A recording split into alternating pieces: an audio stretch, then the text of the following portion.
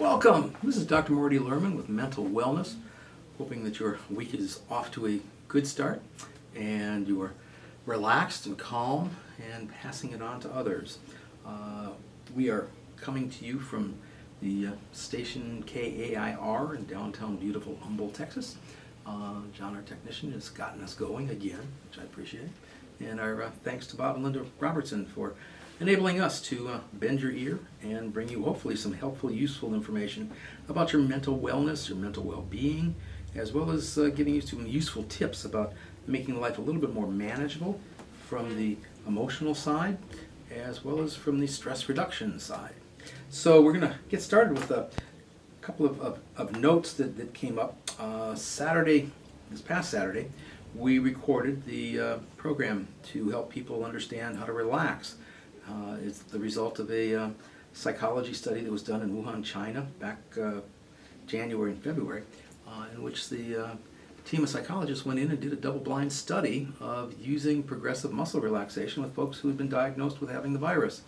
And what they discovered is that the immune system of people actually improved, not just by a little bit, but by enough to warrant a statistical significance, indicating that as people are sleeping better, which is a direct result of the progressive muscle relaxation, and their anxiety levels are decreasing, which also releases a lot of pressure that prevents people from maximizing their immune system from working efficiently, that their susceptibility to not only the onset of the virus, but as well as the recovery from it was much quicker and much more effective, leading people to come back to an original thought that was actually researched back in the 1930s, indicating that progressive muscle relaxation is a very, very effective way of maintaining good health, in that it lowers anxiety and increases sleep, which is something that we all experience in needing in order to maintain healthy minds and healthy bodies.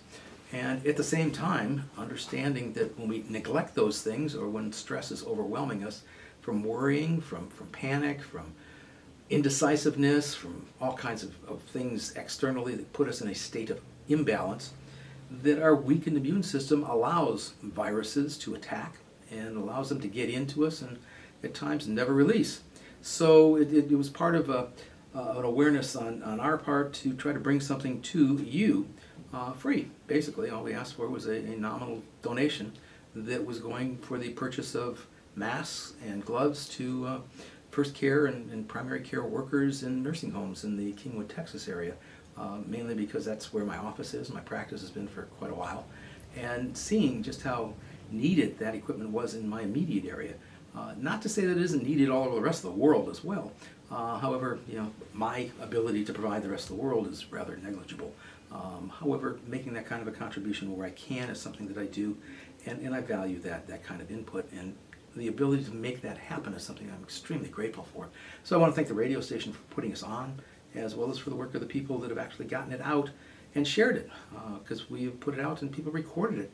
We ran into a bit of a tech problem, and yet people still sent in incredibly supportive emails indicating that they personally recorded it and passed it out to their relatives and friends and people that they knew about, because they already had an understanding of what progressive muscle relaxation can do to people, and therefore they wanted to be able to share it.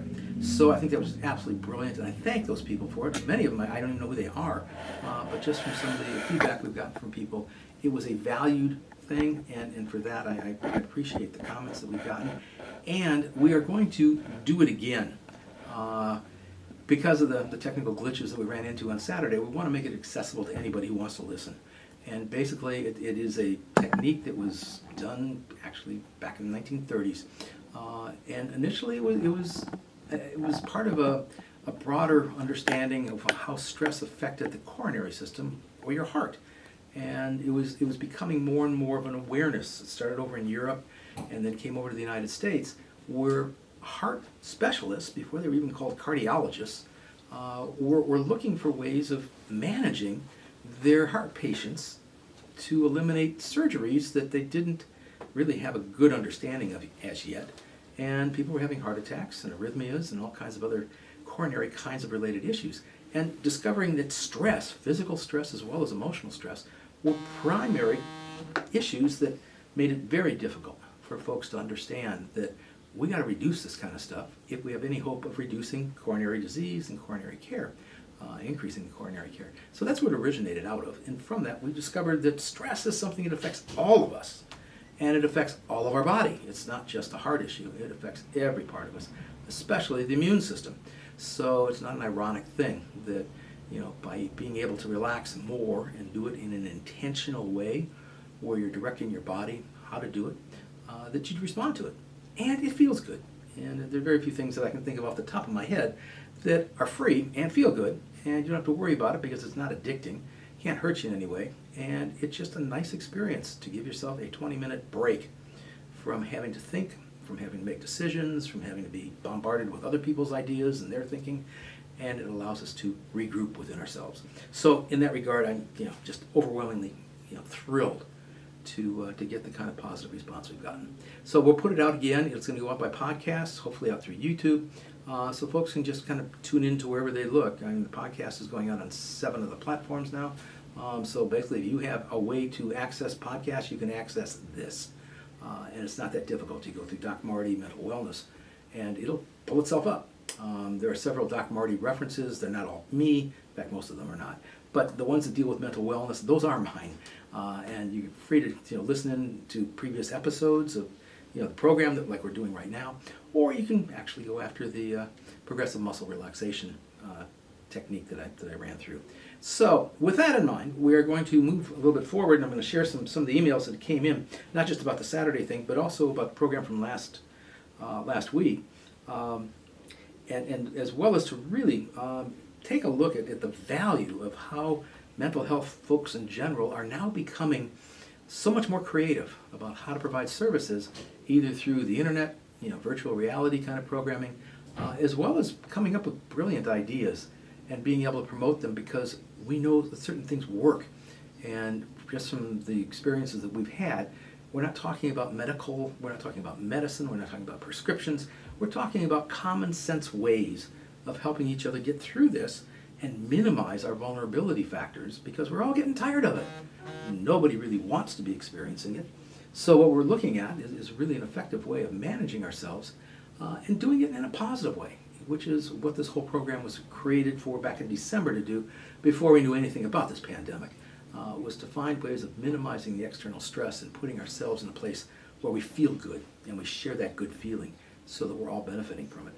So that's kind of in essence what we're going to talk about today. We're going to get to the emails that came in. I love sharing them because they're my contact with the world. As people send in their comments and their questions, I will take the time to respond to them, because every one of them is an important thing. Some of them are a little silly, like tracking down a dog that got out last week, but at the same time, it's kind of an interesting thing, because we can provide a lot of help to a lot of people in a lot of different ways. So we're going to take a break in just a few minutes, actually in just a few moments.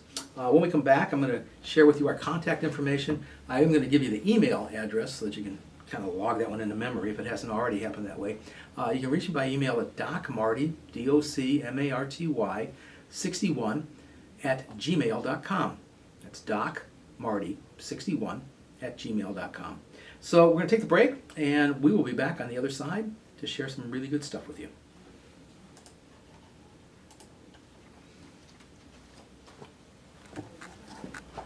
Okay, this mic's just been bothering me the entire time. It's bothering you. It's because it's in the way of the camera. Okay. What? Let's try putting it back on this side. Oh my God. Just because it's like blocking half your face sometimes. And the gain just the sound's just a little weird. Okay. Alright, can you talk in it real quick? Yeah, hi. This is Doc Marty with Mental Wellness. Hoping you're enjoying the program. For some reason now it's being weird. Let me put it closer. Oh, sorry. Alright, try it again. This is Doc Marty with Mental Wellness. Hoping you're experiencing something good from listening. Welcome back. This is Doc Marty with Mental Wellness. During the break, it dawned on me, I need a haircut. It's one of those interesting experiences of being sheltered in place and not being able to get to people to cut hair. Gets kind of strange. I wanted to share with you our contact information. And again, really encourage you to reach out to us. There's a lot of folks that I discovered as a result of the program last week, retired teachers that are wanting to be useful and wanting to reach out to folks. And when we had Shannon Mosier on talking about how to use emojis, some of these people really got excited with the idea, and they're now going in there and doing some research on emojis. They're also looking at figuring out some ways of maybe doing some tutoring, some virtual reality tutoring with kids to help them get through their homeschooling process, because I know we got a lot of teachers that are just not being able to be useful right now, and it's a strange experience for them to be in May of a school year and not feel that they're contributing, they're being useful. So in response to Elaine, retired teacher, retired in 2004, and has been sitting around in a nursing home wanting to be productive, to a music teacher who retired in 2012, who is living with her younger sister and her brother-in-law outside of Sugar Land, Texas, and Robert, who is a history teacher from middle school that was looking for some ways of trying to be able to impart all the goodness of American history, because that's what he did for 36 years in Texas public schools. For those three people in particular, and I'm just kind of giving them a shout out for thanking them for all of their work as teachers through the years. What I would love to propose is that folks start getting together through the internet, of just putting out different kinds of social networking collaborative efforts, making themselves available, and then letting communities know that they can assist the parents that are doing the homework and doing the home studies as being more of a collaborative effort by providing the backup for them, whether it be through tutoring, assistance, or whether it be just some relief. It's really hard to maintain, teachers will tell you this, but for parents that are not teachers, of trying to do 2 to 3 hours of schoolwork every day, Monday through Friday with kids, that is a royal pain, because it's overtaxing lots and lots of parents who may be well-educated people in other arenas, or perhaps those that are just used to working and just not having the ability to do the academic stuff with their kids. And now they're thrown into that role. It'd be kind of nice to be able to pair up some of the teachers, whether they're active teachers or whether they're retired teachers. It really doesn't matter, because the brain trust that's available is overwhelmingly accessible. And seeing what we might be able to do on a kind of a networking basis to begin to unite folks that have similar kinds of abilities to provide assistance. So for the folks that are out there that are reaching out to us, thank you. We will use a forum however we need to do that, to try to connect people if that becomes a request that comes in from people. I would be more than glad to open up a new page on our website, or whatever else it might take to provide assistance for that. So I want to pass that on and let people know about that. The other ways of reaching out to us, besides the fact that we are on YouTube and we are on podcasting now, and it's just a matter of finding us, basically, which is not that difficult. If you go into the podcasting thing, different platforms, you just type in Doc Marty Mental Wellness and it'll pop up there for you. Or you can go through YouTube, and the YouTube goes through the radio station's network channel, I think it's called, on YouTube. And what that involves is that you go into radio, R-A-D-I-O, K-A-I-R. You can use the .com, but I'm told it may not be necessary. Other times, other people told me they have to put it in or it doesn't call it up. So whichever way, you can put it in or not. But again, it's radio, K as in kitchen, A-I-R, .com.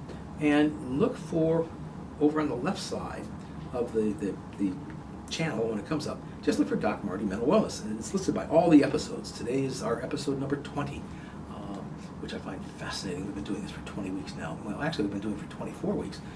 But the first 4 didn't get recorded the way they needed to. So we've been on the air for quite a while now. And you just look for the episode you want to hear. Episode 19 was when Shannon was with us and did that unbelievably great job with the emoji presentation. And the other ones we've done with stress management. We've done some things with how to balance off thinking and how to reach out to people when you need help, how to reorganize your thinking so that your thoughts and your feelings are in balance with each other. We've had a number of different kinds of related issues that we brought up, all trying to work underneath the framework of what mental wellness is all about, which is not mental illness. Folks that are being stressed out because of this thing right now are not mentally ill people. That's not to say there aren't mentally ill people out there who are being overly stressed, but for the most part, the folks that we are in contact with on a regular day-to-day basis are everyday working ordinary people that are just being overwhelmed by the burden of how taxing this entire process has been on their minds. So those are people that we're trying to help with a mental wellness concept. So with that in mind, you can reach out to the Facebook. You can go Facebook if you want. We do have a Facebook presence in there. But the best way to reach us through social networking thing would probably be through our website, which is www.alliedmentalhealthtx.com. That's allied, A-L-L-I-E-D, mental, M-E-N-T-A-L, health, H-E-A-L-T-H-T-X.com. The TX stands for Texas. So that's how you reach us by that. You can also reach us through the radio station, which is www.radio, K-A-R, K-A-I, I slur those letters terribly. K is in kitchen, A is in air, I is in air, R is in R, air.com. So that's a real effective way to also reach out. That way you can send messages to Bob if you have some problems with how you hear me. If you're interested, and this is another area we're going to talk about real briefly, is the area of trying to sponsor some of the programming that we're doing. We are doing this and not collecting money off of it. This is a gift of love more than anything else, because we're trying to get messaging out to people so that they can utilize the messaging. Hopefully it's of use to them. And I know that, it would be nice to cover expenses. Bob and Linda have been doing this out of their hearts for a number of years now, bringing programming to people. And some of the programming is just unbelievably great programming. We got the gardening show that comes on, we got a hardware, kind of show that comes on. We've also got some incredible music from past generations. And if you love listening to big bands, which I do, love listening to blues and some of the other programs that they put out, it's really quite a different kind of station to tune into. And I really thank them from the bottom of my heart for putting us on the air and allowing us to do what we're doing. But you can also reach them through their radio station just by sending them an email. And they also have a Facebook thing. If you're wanting more specific information about me or reaching out to me directly for some issues that you may have personally, or friends or relatives or spouses that you would like to see get some individual help, you can do that by calling us. My phone number, my business phone number is 281-812-3322. It's 281-812-3322. And we are more than glad to take your calls. We will set up 15-minute free consultations over the phone with you, without meaning that we don't charge money for that time. We're just trying to figure out what it is you're looking for and how we might be able to help you, or if we need to, we'll make a referral to somebody else that might be able to help you better than we're able to. But that's what we offer. And then we have individual sessions. That's how I make money, believe it or not, is by actually doing therapy, which I've been doing for over 30 years now. There's also a whole lot of other programming that we are actively involved with.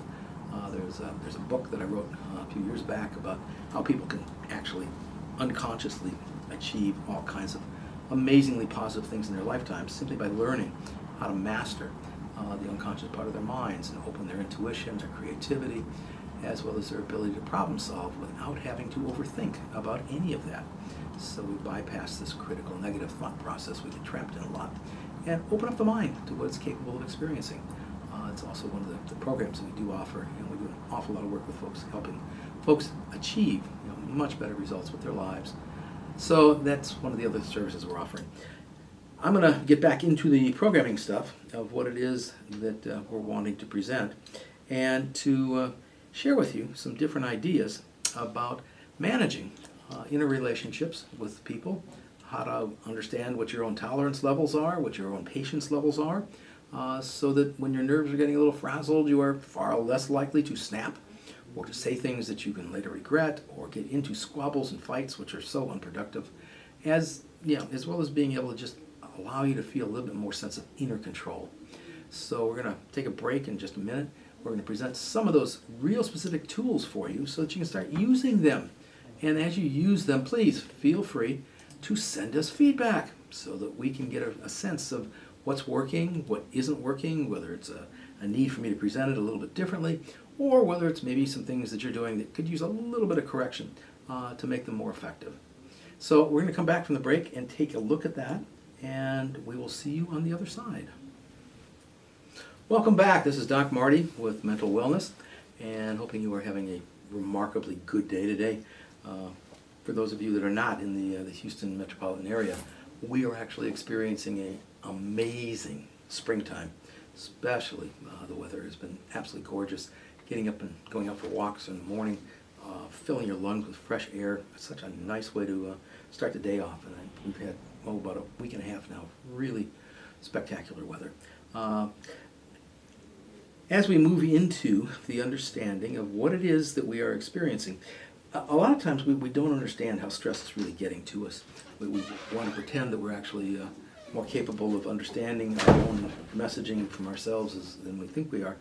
And what I want to do is give you just some basic understandings of what the effect of this long-term thing is doing to us, so that you are equipped with the information, and then we'll talk about some things to do with it, because there are ways of minimizing the impact of what the stress is all about.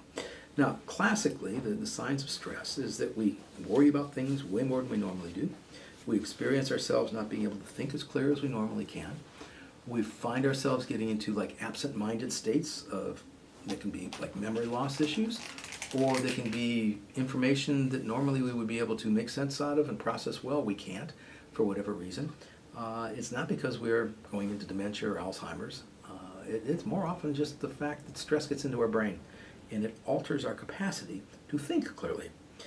We also run into other issues that can lead to a sensation of depression, or obsession, or hyperactivity, fatigue, where our bodies just don't seem to want to produce the energy that it normally can. Or we can get into very irritable states where we're just snapping without even thinking sometimes. We can also get into other states of negative thinking where we just start putting out these worst case scenarios and we can't shake bad information. We become these almost like a cesspool of information giving, where anything negative that comes into our head from any source whatsoever, we end up repeating it.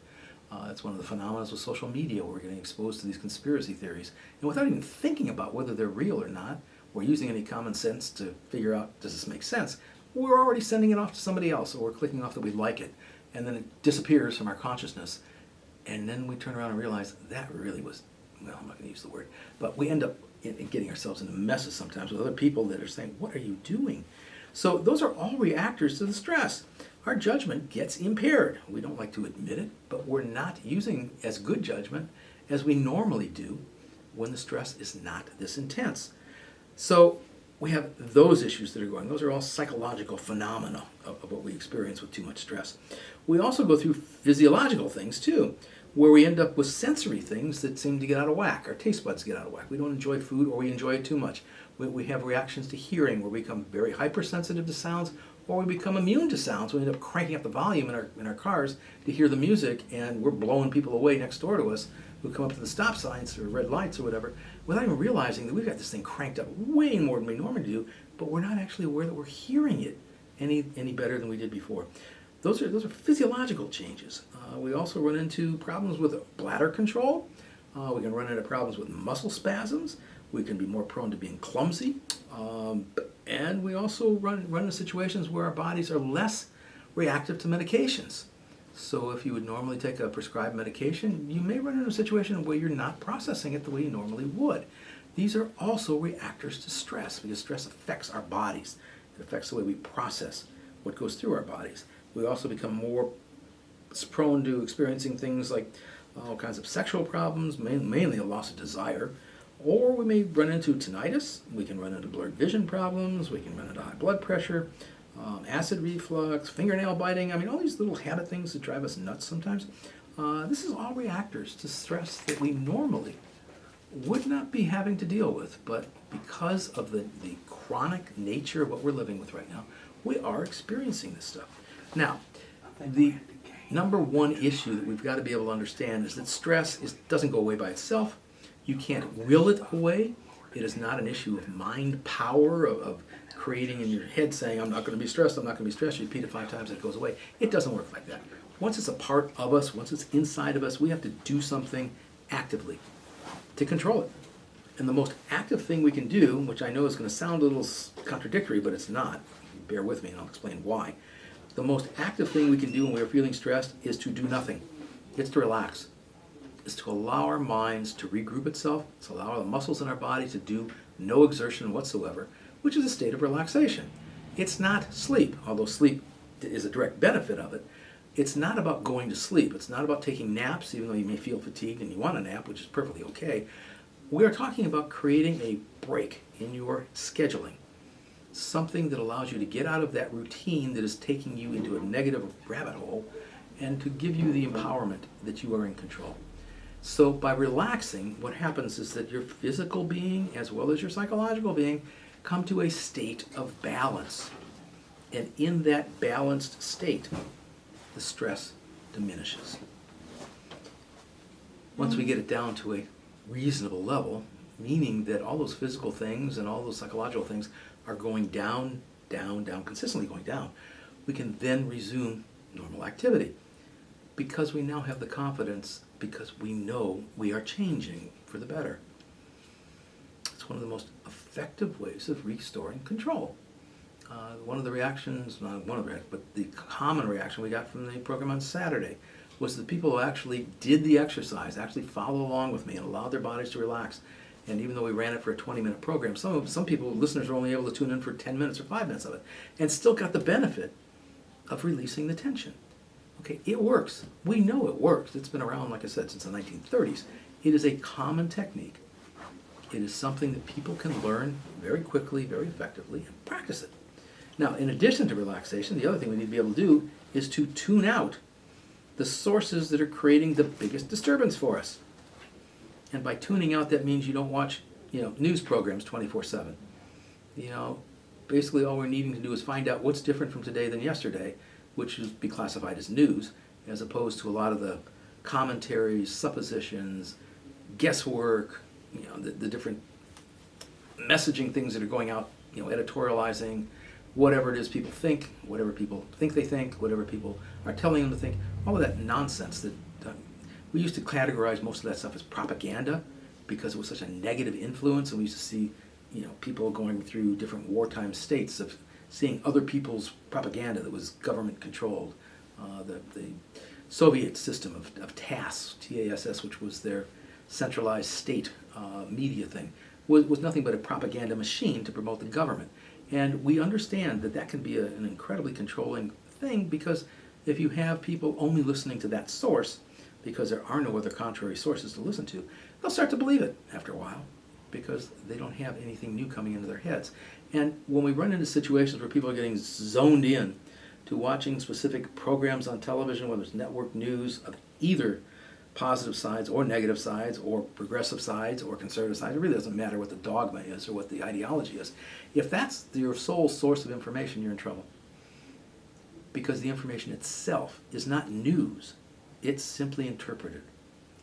And if you can hold yourself down to about 20 minutes worth of actual news, which usually comes across in the morning, first thing in the morning, because it's reporting on what happened the night before you get into all the interpretations of what it means from all those different people, you're going to get whatever you need for news.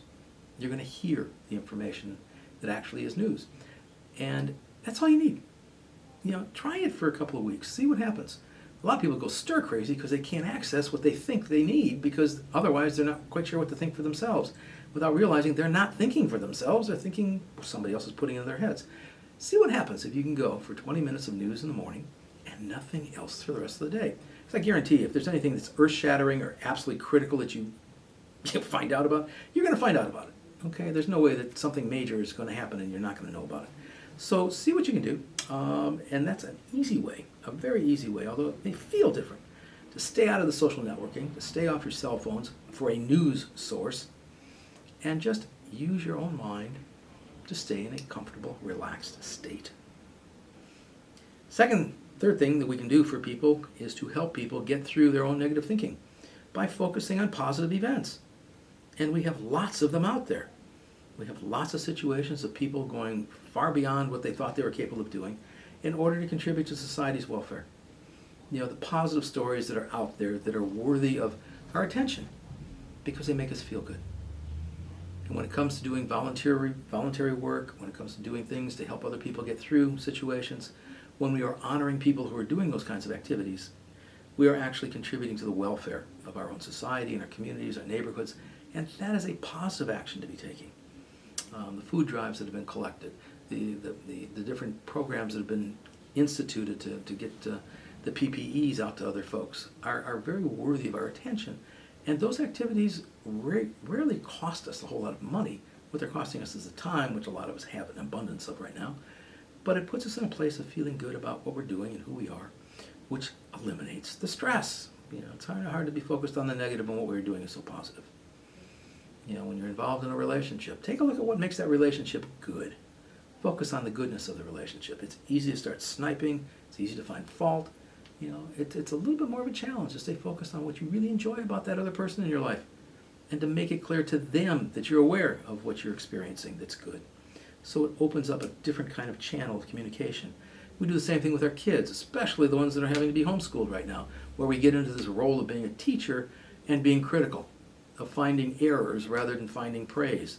And see what happens when we start turning around that whole intention of wanting people to be feeling good about themselves, even if it's kids, as well as how we feel about the folks that are up in age that we aren't able to actually get to because they're being sequestered, they're being quarantined away from us.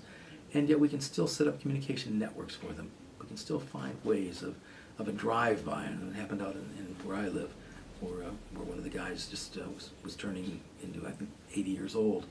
And the entire community just turned into a big drive-by thing. People are driving their golf carts and just kind of parading around on bicycles and stuff with signs. They picked up a poster board or whatever and just wishing the guy happy birthday. And he was sitting out by the edge of his property and taking it all in, smiling, having a great time, and just being aware of the fact that people went out of their way just to identify he was having a birthday. And it's one of those nice things. We feel good about that kind of stuff. So we want to encourage you to do those kinds of activities. It's real hard to feel awful when you're doing something nice. It's one of those dichotomies that we really need to be more focused on. So as we're doing it and we're starting to feel better, share it with other people. Much prefer you sharing good stuff than awful rumors or things that are really disturbing or irritating or annoying. That's easy. Take shots at people. It's a whole different thing to build them up. And right now we need a lot of building up. And we will need a lot of building up in the weeks and the months to come yet, because this is not going away. Not like a switch. We're not going to be able to just turn a corner. The calendar goes from one month to the next, and now we're into something brand new, and everything's gone from the past. That's not going to happen with this thing. It's going to eventually phase itself through, and hopefully without making rebounds and creating more problems down the road, because we're not needing to rush into things. But however that does present itself into that change, we can then address, because we're in a place where we understand what's happening, as opposed to reacting to what we don't know is happening. So we are going to be closing out the program in just a minute. I want to take another break, though, before we do that. And again, share with you our contact information, as well as to give you a little bit more of a send-off, so that we can actually take a look at how we can reach out to you, because we've had requests from several people from emails about how do they hear the program more often, how do they get into the relaxation thing, and I will share that with you when we come back. Let us take a break. Welcome back. This is Doc Marty with Mental Wellness, and we're going to be signing off the program very soon. I did want to share with you from the emails that we got in, the relaxation program itself is going to be repeated tonight at 9 o'clock Central Daylight Time, and again at 1 a.m. And the reason for that is that we have a number of people who have trouble sleeping, and this is a really effective way to help sleep happen. The second group, the reason why we do this, we also have some people over on the West Coast that are listening to the program, and we have some folks in Hawaii. Thank you, people in Hawaii. Just got notified that there are folks that are actually tuning in. Well, Hawaii is like 5 hours off from where we are in Texas. So a 1 a.m. program over here is actually about 8 o'clock, I think, in the evening over there. So again, it'll be on at 1 a.m. our time, as well as Wednesday, it'll come on at 9 o'clock in the evening, and Sunday at 9 o'clock. And the reason for the evening shows, for repeating the relaxation thing, it's an excellent way to help children unwind, as well as for adults to be able to let go. And it's like 20 minutes long, and it's just a matter of relaxing and tuning into your own breathing so that you can allow sleep to happen in a very natural way. Our program that we are doing, that you are listening to right now, is going to be repeated Wednesday at noon and Sunday at noon as well. And let's see, that's an addition